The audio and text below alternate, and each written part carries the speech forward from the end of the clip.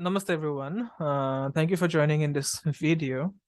So today I would want to discuss, how you can look at Ashtakvarga in your horoscope and determine whether you will have a, relatively successful marriage or not. Okay. So before we get into the details or before we get into the content, kindly subscribe to this channel, press the bell icon, and if you find this content useful, then kindly share it with your friends and family. Yeah.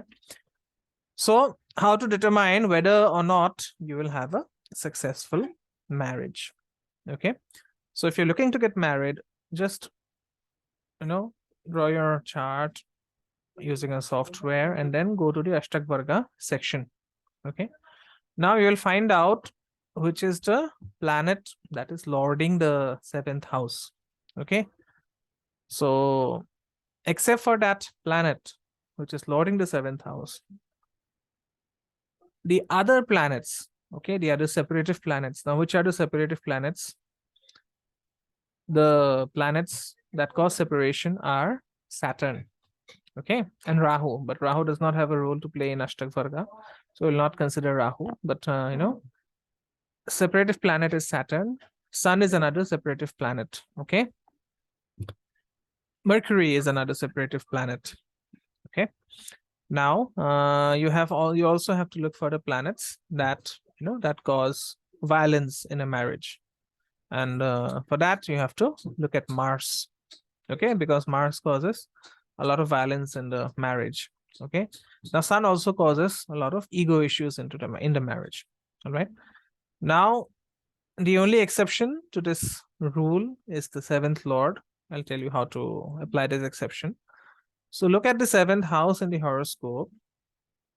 And for example, if you're a Capricorn ascendant, your 7th house will be Cancer. Okay. Look at the 7th house of your horoscope and see how many points do these 4 planets, Sun, Mars, Mercury, and Saturn, are contributing. Okay. Just look at how much points these 4 planets, Sun, Mars, Mercury, and Saturn, are contributing in the 7th house. Okay. So for your marriage to be successful and relatively peaceful, all these planets, they must contribute less than 4 points in the 7th house. Okay. Now if any one of the planets is contributing more than 5, okay, more than 5 in the 7th house, then it can cause some problems in the marriage. Okay.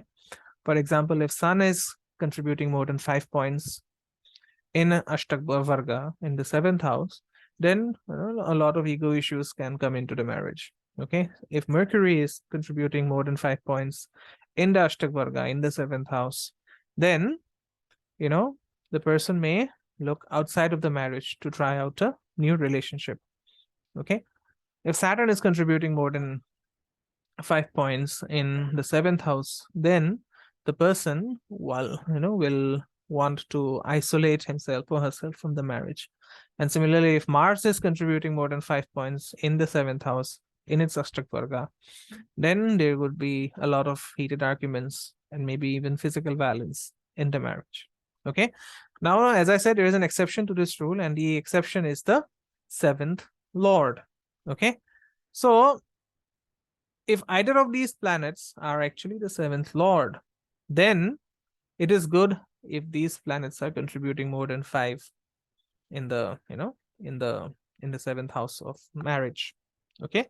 So it is an exception. So if either of Sun or Mars or Mercury or Saturn is the 7th lord, then you can exclude the 7th lord from the rule that I just stated. Okay. So examine your charts, try to find out how much these 4 planets are contributing. And if it works for you, kindly leave your feedback in the comments section. They are very, very valuable. And if you find this useful, then kindly share it with your friends and family, and also with those who think will benefit from this. Okay. So thank you very much for watching. I'll see you soon in another video. Namaste. Om Gurave Namaha.